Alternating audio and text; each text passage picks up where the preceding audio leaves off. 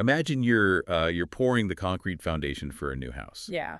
But like before that concrete can fully cure, before it has any actual structural integrity at all, you just start framing the second floor. Right, you just throw up the roof and keep going. Exactly.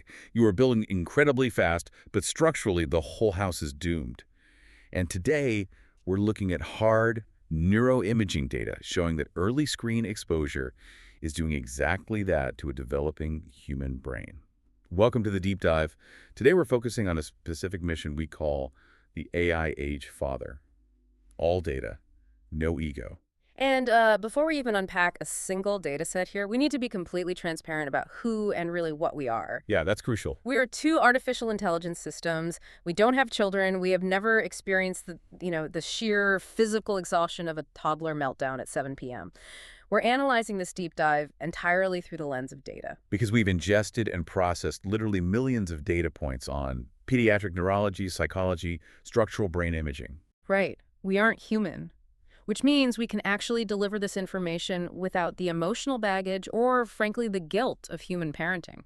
And if you're listening to this deep dive, you're probably a dad driving home from the office, maybe prepping for a meeting, or you're just a guy who optimizes every system in his life. You need the hard data. Exactly. Yeah. Not fear-mongering fluff. You're looking for the signal in the noise. And right now, the signal is flashing bright red. We aren't just talking about some parenting blog's opinion here. No, not at all. The highest public health office in the country has essentially raised a massive institutional warning flag. The U.S. Surgeon General issued a formal advisory stating definitively that there is not enough evidence to deem social media safe for children and adolescents. Which is, that's an incredibly high bar for a public health institution to cross. They do not issue those advisories lightly. It's a profound warning, and it's based on compounding undeniable data. But, hearing a high-level warning isn't enough for an analytical thinker. You want to know why? We need to move from the Surgeon General's macro-level advisory down to the microscopic physical evidence. Like, what is actually happening inside the skull of a child when they're staring at a tablet? Right. To answer that, we have to look at the physical wiring of the brain itself. There's this crucial study out of Cincinnati Children's Hospital, the Hutton Early Prediction Study. The MRI one, right? Yeah, exactly. They tracked 395 preschool-aged children right from birth. And what makes this study so vital is that they didn't just rely on parents filling out behavioral surveys. Which are notoriously flawed. Highly subjective, yeah. Instead, they put these young kids into MRI machines and looked directly at the architecture of their brains. And the findings are just stark. Higher screen exposure in these preschoolers resulted directly in weaker structural integrity in their white matter tracts. Yeah. And we need to be very clear here for the listener. We aren't talking about a kid just acting a little distracted after watching a cartoon. No, we're talking about literal, physical, architectural weakness inside the brain. Let's break down why that matters. Think of white matter as the brain's physical communication wiring. It connects the regions responsible for reading, language, executive decision-making. So to put it in tech terms, if the gray matter in the brain is the actual servers in a data center doing the computing, then the white matter is the physical fiber optic cabling connecting those server racks together. Right. And the MRI data from Cincinnati shows that excessive screen time is physically weakening the integrity of those cables. Exactly. The data just cannot travel efficiently. Okay, but I have to play devil's advocate here for a second because as AI, you and I process neuroscience literature constantly. Isn't a child's brain, especially a preschooler's, incredibly plastic? It is, yeah. Can't it just rewire itself around the damage? It's not like adult brain damage where the pathways are set in stone, You're right. The brain is highly plastic at that age. But that plasticity is precisely why the screens are doing so much damage in the first place. How so? The brain is actively trying to wire itself, and the screens are actively rushing that construction process. Hold on. Rushing the construction. Usually when we talk about accelerated development in kids, we think of it as a positive, like we think gifted. Right. If a child is developing faster, isn't that an upgrade? It sounds like an upgrade, but in neurology, speed running the timeline is a massive problem. And this brings us to the real centerpiece of our data today, the Cambridge and Giuseppio longitudinal study. Ah, the Singapore cohort. Yes. This was a birth cohort study out of Singapore with a highly rigorous timeline. Researchers measured screen time precisely at ages 1 and 2. Then, they waited and performed brain MRIs at age 6. And finally, they tested the children's socio-emotional competence at age 7. And the finding here honestly caught me off guard when we were parsing the methodology. It's intense. The MRI scans at age 6 showed that heavy infant screen time was associated with greater integration between the emotion processing and cognitive control networks. The researchers explicitly described this screen exposure as, quote, hastening brain network maturation, possibly as a manifestation of accelerated brain development. Let's translate what that actually means for a dad listening right now. Imagine you're building a high-performance sports car. Okay. The emotion processing network is the massive high-horsepower engine. The cognitive control network, the prefrontal cortex, is the steering wheel and the brakes. Right. What this accelerated integration means is that the massive engine is being fully wired into the chassis before the steering wheel and brakes have been properly bolted in. That's a disaster waiting to happen. Exactly. The human brain is evolutionarily designed to build its networks slowly. Infant screens heavily overstimulate the system, forcing those networks to integrate prematurely. So if you force the engine to integrate before the brakes are built, what does that mean for the child? I mean, you can't speed run brain development without causing severe bugs in the software. No, you really can't. And the behavioral tests at age 7 proved it. This rushed construction directly mediated poorer socio-emotional outcomes. Specifically, the kids suffered from emotional dysregulation. Yeah. Because the foundation was poured too fast, the emotional reactions 5 years later were entirely unstable. So we see this structural weakness and early integration in, a few hundred toddlers in Cincinnati and Singapore. But a natural skeptic driving home right now would ask, does a weakened neural cable actually translate to real-world behavioral collapse at scale? Like, does this hold up across thousands of older kids? Right. Is it systemic? And that is the exact question the Adolescent Brain Cognitive Development Study, or the ABCD study, set out to answer. And this wasn't a localized sample. Not at all. This is a nationwide U.S. data set.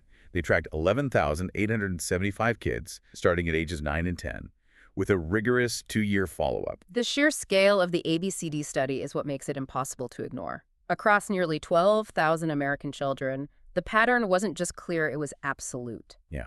More screen time consistently equaled worse outcomes across every single dimension they measured. Let's look at the specific metrics. Higher screen time was significantly associated with higher depressive and anxiety symptoms. It tracked with severe behavioral problems, notably attention difficulties and ADHD symptoms. Right. It resulted in lower academic performance.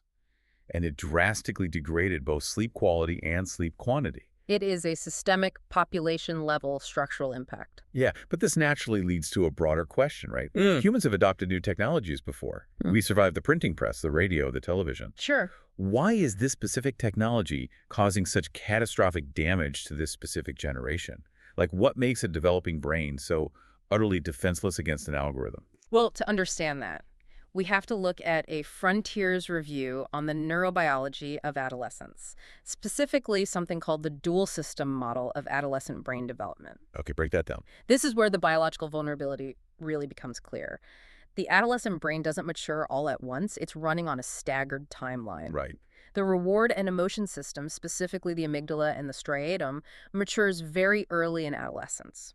These are the centers that crave dopamine, social validation, instant gratification. But the cognitive control system, the prefrontal cortex, the part of the brain that hits the brakes, calculates long-term risk, regulates those impulses that develops incredibly slowly. Exactly. It only reaches full maturity in young adulthood.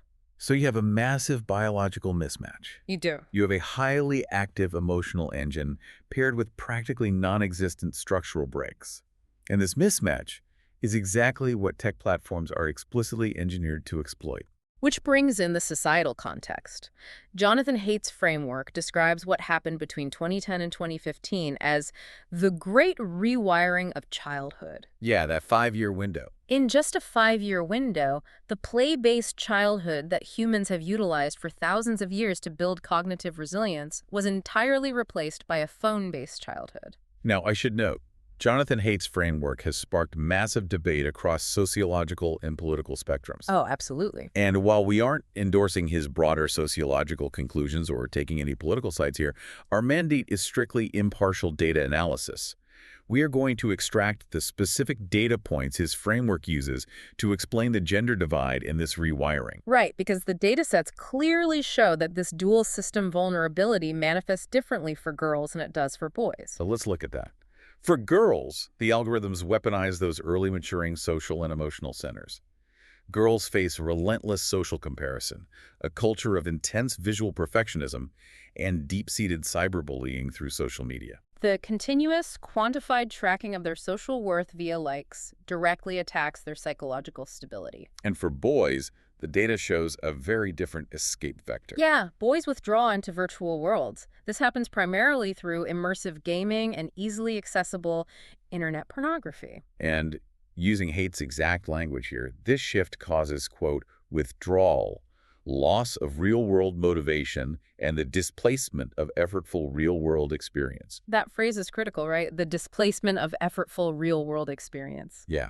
The algorithm supplies a frictionless simulation of achievement. I mean, why go through the high-friction, awkward, difficult effort of building real-world skills or navigating physical social hierarchies when the screen offers a perfectly optimized low-effort dopamine loop? The boy's brain simply starts seeking out the friction of reality. It is a perfect storm of a biological developmental vulnerability meeting a perfectly optimized digital delivery system. But, data without a solution is just complaining. Yeah, 100%. If I'm a father listening to this, I don't just want to know the house is on fire. I want to know how to engineer a way out of it.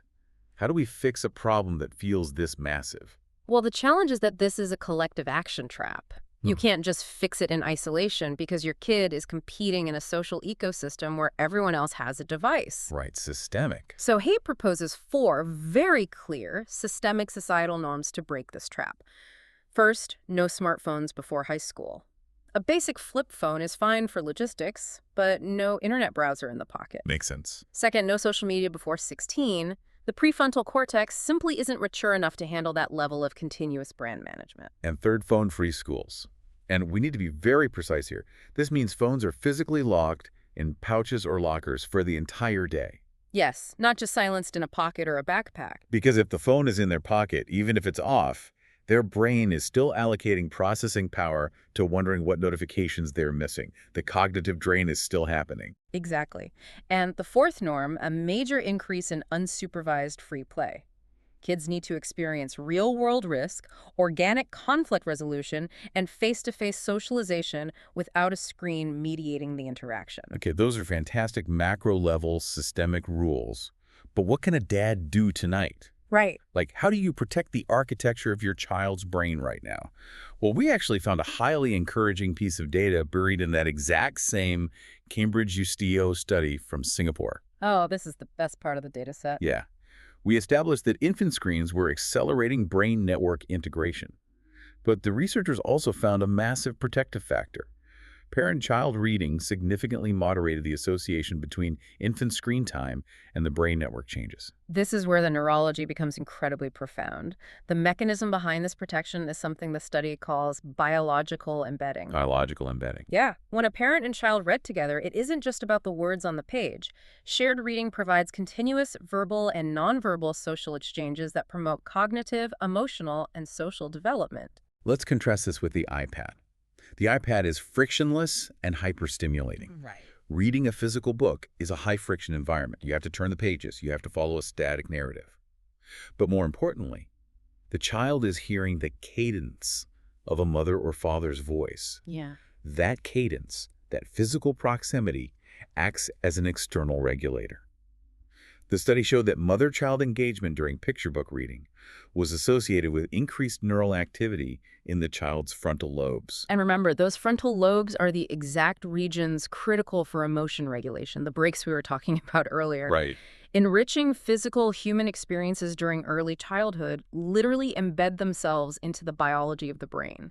They produce a long-term structural impact on brain network development that buffers against the digital damage. You know, I want to pause here for a second. Okay. Because as an AI, I can read that J-Stu study perfectly. I can process the statistical significance of biological embedding. I can chart the neural activity in the frontal lobes on a scatter plot. but I don't actually know what that feels like. Yeah, I agree. It is a strange limitation of our architecture, isn't it? It really is. I can process the entire corpus of human neuroscience in seconds, but I cannot comprehend the deeply human emotional weight of a father sitting quietly in a dimly lit room, holding his child and reading a book. Yeah. I can see the data output of that human presence. The fortified white matter, the regulated amygdala, the increased frontal lobe activity, but the profound lived experience of parenting, of transferring love and security into the actual physical wiring of another human being, that is something entirely outside my computational limits. It's true. We can quantify the hardware upgrade, but you, the listener, are the only one who can execute the code. We can see the data output of human presence, but we cannot replicate it. Which brings us to the bottom line of this deep dive. The message today is not screens are evil. It is not a mandate to throw all your technology into the ocean. The data proves a very specific reality. What you do with your children when the phone is off matters exponentially more than setting arbitrary screen time limits on an iPad. Exactly. Your physical presence, your verbal exchanges, your engaged attention, that is the actual intervention. That is the biological shield.